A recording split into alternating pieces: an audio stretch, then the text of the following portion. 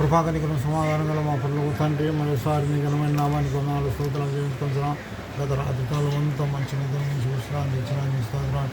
ఉదయ కాలంలో మరొక నూతన దినంలో ప్రవేశపెట్టిన మా ఆయుష్ను మా బతుకు మా జీవాన్ని పూర్తించిన విధానంపై స్తోత్రాలు. సజీవులు స్థితించదలు ఇచ్చినారు. ఈనాడు సజీవులుగా ఉన్నామంటే కేవలం కృపాన్ని కనికరమైన దయ నివాచ్యం బట్టి వందనాలు స్తోత్రాలు చెల్లించుకుంటున్నాం. ప్రభావ యూట్యూబ్ చేస్తుండగా నీ సన్నిధిని సహాయం దయచేయండి. అనేకులు రక్షణ మారుంచుకొని సహాయం మీరు అక్కడ మెలకోగలిగిన జీవితాన్ని జీవించి సహాయం దయచేయండి. యేసుక్రీస్తు పరిశుద్ధ నామమున స్తుతించి ప్రార్థించి వేడుకొనుచున్నాం తండ్రి, ఆమేన్. పరిశుద్ధ గ్రంథములో దేవుని వాక్యములో 1 పేతురు 1వ అధ్యాయం 14 వచనంలో నేను పరిశుద్ధుడై ఉన్న ప్రకారమును విన్నాను గనుక మీరును పరిశుద్ధులై ఉండుడి ఆయన రాయబడి ఉన్నది. కాగా మీరు విధేయులకు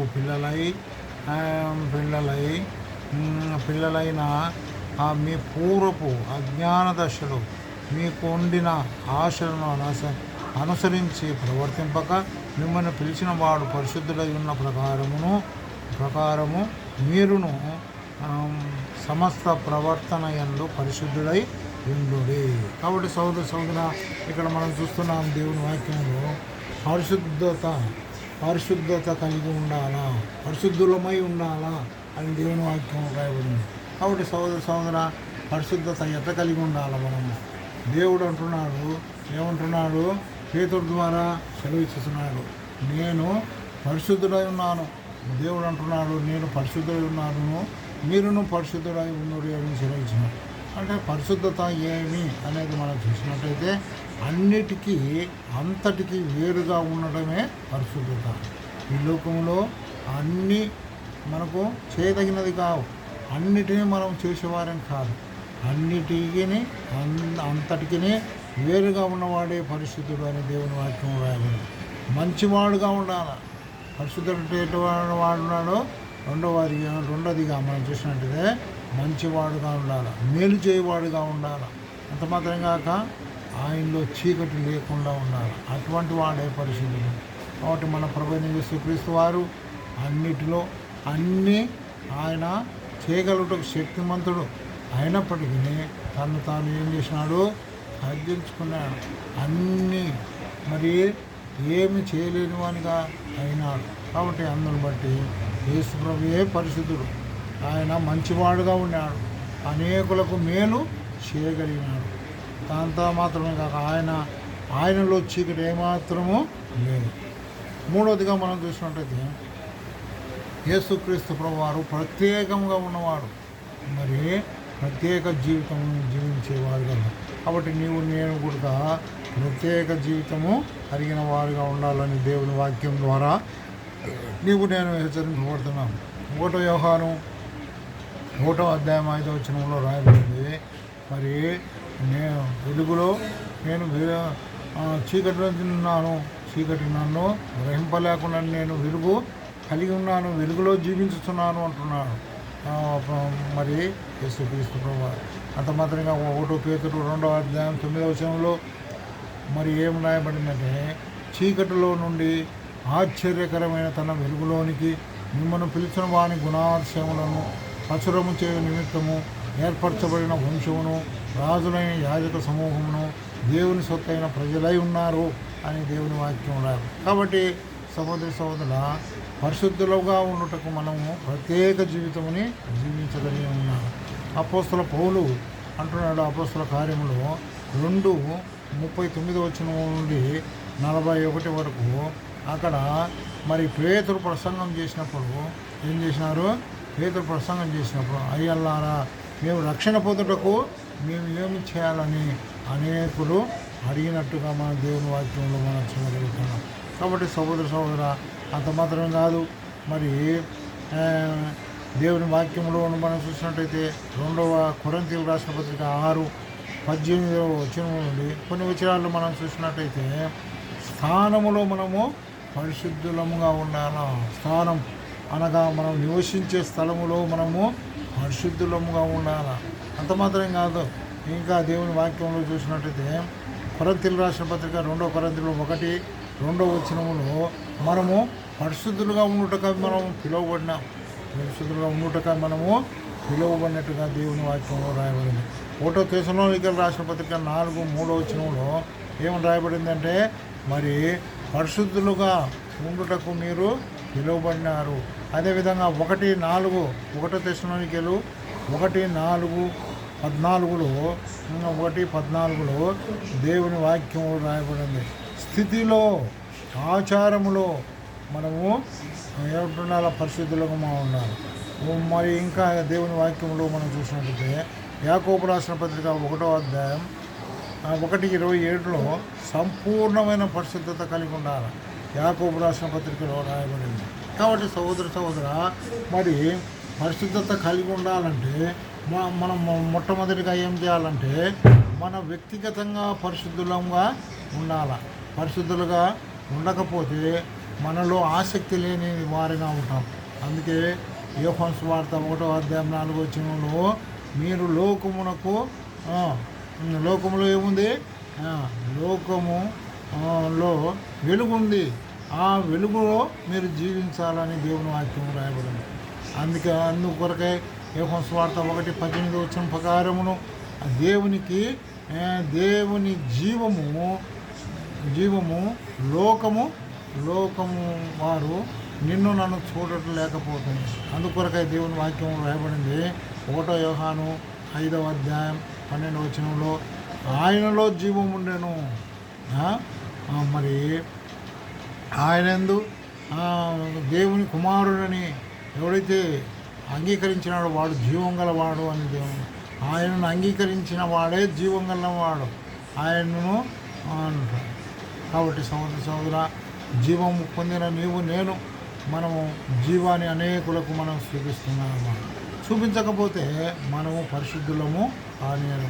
యోహాను సువార్త 14వ అధ్యాయం 8-9 వచనంలో ఫిలిప్ అంటున్నాడు యేసుక్రీస్తు ప్రభువుగా ఏమంటున్నాడు, ప్రభువా తండ్రిని మాకు చూపించు ప్రభువా అంటే నన్ను చూసిన వాడే తండ్రిని చూపుతున్నాడని యేసుక్రీస్తు ప్రభువారు ఫిలిప్తో చెప్పినట్టుగా మనం చూడగలుగుతున్నాం. అంత మాత్రం కాక యోహాను సువార్త 17:4-5 వచనాలలో మరి కుమారుడు తండ్రికి లెక్క అప్పచెప్పిన వాడుగా ఉంటున్నాడు. మనమైతే ఎవరికి లెక్క అప్పచెప్పని వారుగా ఉంటున్నాం. మనం ఇండిపెండెంట్స్గా వారుగా ఉంటాం. అనగా ఇండిపెండెంట్గా స్వతంత్రుడు, తనకు తానే నేనే యథార్థవంతుని, నాకంటే మించిన వాడు లేడని అనుకుని. అయితే యేసుక్రీస్తు ప్రభువారు చూడండి దేవుని వాక్యంలో రాయబడింది. మత్తయి సువార్త 11:29 వచనంలో ఆయన సాత్వికుడు, దీన మనసు గలవాడును అని దేవుని వాక్యం రాయబడింది. కాబట్టి సహోదర అన్నిటికీ తగ్గి ఉండడమే దీన మనసు. అన్నిటిలో మనకు తెలిసినప్పటికీ మరి అన్నిటికీ ఊర్చుకొని తగ్గించుకొని వాడే దీన మనసు కలిగిన వాడుగా ఉంటున్నాడు. ఇంకా దేవుని వాక్యంలో చూసినట్టయితే మొట్టమొదటిగా మనలో వ్యక్తిగతంగా జీవమును మరి పొందిన నీవు నేను, దేవుని జీవం పొందిన నీవు నేను మరి దేవునిని ప్రకటించకపోవటమే మరి పరిశుద్ధుడుగా కాలేకపోవటం. జీవాన్ని మనము అనేకులకు ప్రకటించాలి. అందుకొరకే దేవుని వాక్యం రాయబడింది ఏమని, యోహాను సువార్త 5:24 వచనంలో మరి నా మాట విని నన్ను పంపిన వాని యందు విశ్వాసం ఉంచువాడు నిత్య జీవం గలవాడు, వాడు తీర్పులో మరణంలో నుండి జీవనంలోకి దాటున్నాడని మీతో నిశ్చయంగా చెప్పుచున్నాను అని దేవుని వాక్యం. కాబట్టి మన జీవాన్ని, యేసుప్రభు యొక్క జీవాన్ని అనేకులకు తెలియజేసే వారిగా ఉన్నప్పుడే మనము పరిశుద్ధులుగా తీర్చబడతాం. ఇంకా రెండవదిగా మనం చూసినట్టయితే ఎవరు పరిశుద్ధులుగా ఉంటారంటే ఆదికాండం 20వ అధ్యాయం 4వ వచనంలో అబ్రహాము గెరారీ దేశమునకు పోయినప్పుడు, ఐగుప్తు దేశానికి వెళ్ళినప్పుడు, మరి గెరారీ దేశం నుండి ఐగుప్తు దేశానికి వెళ్ళిపోయినప్పుడు అక్కడ ఏం చేస్తాడు, అబీమెలెకు ఏం చేస్తున్నాడంటే మరి అబ్రహాము భార్య ఎంతో చక్కనిది, సౌందర్యవంత కాబట్టి అతని బ్రతకరించుటకు నీ చెల్లెళ్ళని నన్ను చెప్పుకో అని అతడు కూడా అబద్ధం ఆడతాడు. అబ్రహాము తన భార్యతో కూడా అబద్ధాన్ని చెప్పించుతాడు. అబ్రహామును అన్నని అబ్రహాము భార్యను అబ్రహాము చెల్లెలని చెప్పి అబీమెలెకు ఇంటిలోని తీసుకొని పోతారు. మరి ఫరో ఇంటిలోనికి తీసుకొని పోయి ఆ రాత్రి కాలంలో మరి అబ్రహాం యొక్క ప్రార్థన బట్టి ఆ యొక్క అబీమెలెకును దర్శనమందు మాట్లాడి, అయ్యా నువ్వు ఆ నీతివంతుని భార్యను చేర్చుకోదా, ఆయన నీతివంతుడు అని ఆయన నిజాన్ని ప్రకటన చేసినట్టుగా మనం చూడగలుగుతాం. కాబట్టి సోదర మనం యథార్థంగా ఉన్నప్పుడే మనం పరిశుద్ధులుగా తీర్చబడతాం. ఇంకా యెహోషువ గ్రంథం 2వ అధ్యాయంలో రహాబు ఏషియా కూడా తాను దేవదూతలను అనగా దేవుని సేవకులను చేర్చుకోవడం ద్వారా ఆమె ఏం పొందింది, ఆశీర్వాదం పొందినట్టుగా మనం చూడగలుగుతాం. యథార్థతను బట్టి ఆమె బైబిల్ గ్రంథంలో ఆమె పేరు లిఖింపబడినట్టుగా మనం చూడగలుగుతున్నాం. అంత మాత్రం కాక ఇంకా దేవుని వాక్యంలో మనం చూసినట్టయితే ఇంకా మరి ఇస్సాకు కూడా మరి బలహీనుడు అయినప్పుడు మరి బలము ఆత్మ సిద్ధమని చెప్పినట్టుగా మనం చూడగలుగుతున్నాం. కాబట్టి సోదర నా శరీరములో మంచిది ఏదీ లేదు అని అపోస్తలుడైన పౌలు సెలవిచ్చినట్టుగా మనం చూడగలుగుతున్నాం. మరి రోమాపత్రిక 7వ అధ్యాయం 18వ వచనంలో నా శరీరములో మంచిది ఏదీ లేదు అని నేను మంచినే చేయాలని కోరుతున్నాను కానీ చెడునే చేస్తున్నాను అని చెప్పినట్టుగా మనం చూడగలుగుతాం. ఆదికాండం 37వ అధ్యాయంలో యేషూబుగా పాపం చేయలేదు. సైతాను మరి యాకోబు రాసిన పత్రిక 4:7 వచనంలో సైతాను కంటే బలమైనది దేవుని ఆత్మ. కాబట్టి సోదర మరి అంత మాత్రం కాక 1 కొరింథీయులు 6:18 వచనం ప్రకారం ఏగులవారు మరి ఏగులవారుగా మరి రహాబు ఏషియను చేర్చుకున్నట్టుగా మనం చూడగలుగుతున్నాం. బోయాజు, యేషేబు వీళ్ళంతా పాపం చేయలేదు. మరియమ్మ వీళ్ళంతా పాపం చేయకుండా ఉన్నట్టుగా మనం చూడగలుగుతున్నాం. కాబట్టి సోదర ఇంకా దేవుని వాక్యంలో చూసినట్లయితే చివరిగా మొదటి పేతురు 4వ అధ్యాయం 1వ వచనంలో శరీరంలో శ్రమపడుట మనుషుని యొక్క ఆశను విసర్జించట. శరీరంలో మనము శ్రమపడాలి. మరి ఆ దేవుని వాక్యంలో రాయబడింది శరీరమునందు శ్రమపడాలని దేవుని వాక్యం.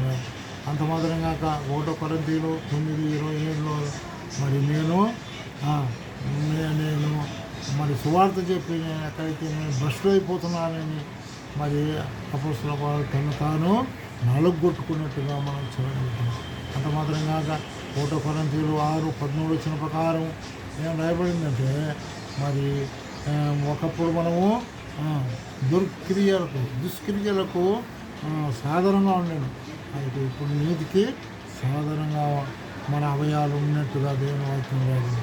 ఏప్రిల్ రాసిన పత్రిక 9:14 వచనంలో మరి వ్యక్తిగతంగా పరిశుద్ధత కలిగి ఉండాలి. మనం వ్యక్తిగత పరిశుద్ధత ఉండాలి. కాబట్టి మనం దేవుని యొక్క ఆజ్ఞలను అనుసరించేవారుగా ఉండాలి. ఎఫెసీయులు రాసిన పత్రిక 5వ అధ్యాయం 25 నుండి 27 వరకు చూసినట్టయితే వాక్యము చేత నీవు నేను పరిశుద్ధపరచబడుతున్నాను, పరిశుద్ధ స్నానం చేస్తున్నాను అని దేవుని వాక్యం రాయబడి. 1 తెస్సలోనికీయులకు రాసిన పత్రిక 2:13 పరిశుద్ధత కలిగి ఉండుట ఇది మీకు తగును అని దేవుని వాక్యం. కాబట్టి సోదర పరిశుద్ధత అనగా మనము అన్నిటిలో అంతటికి వేరుగా ఉండటమే పరిశుద్ధత. మేలు చేయుటయే పరిశుద్ధత. మంచివాడుగా ఉండటయే పరిశుద్ధత. ప్రత్యేకముగా జీవించుటయే వేరుగా ఉండటయే పరిశుద్ధత. కాబట్టి అనేకులను మనం చూడగలిగినాం. ఒకటోది వ్యక్తిగతంగా పరిశుద్ధత అంటే మనలో జీవము పొందిన నీవు నేను పరిశుద్ధ జీవితంలో జీవించాలి. దేవుని వెలుగును ప్రకటించే వారిగా ఉండాలా.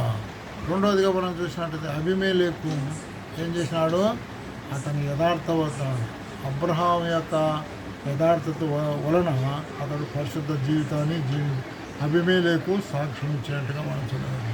అపోస్తుల పౌలు కూడా మరి సాక్ష్యం ఇచ్చినట్టుగా మనం చూడండి. కాబట్టి సహోదర మన శరీరములో మరి మనము శ్రమను పొందాలి. శ్రమను ఆయుధముగా ధరించుకొని అని దేవుని వాక్యం. కాబట్టి సోదరులు ఆ విధంగా మనం జీవించినప్పుడే మనం పరిశుద్ధత పొందగలిగిన వారుగా ఉంటాము. పరిశుద్ధత అనేకులకు చూపించేవారుగా, లేకపోతే మనము పరిశుద్ధత లేని వారుగా ఉంటాం. కాబట్టి దేవుడి వాక్యము జీవించును గాక.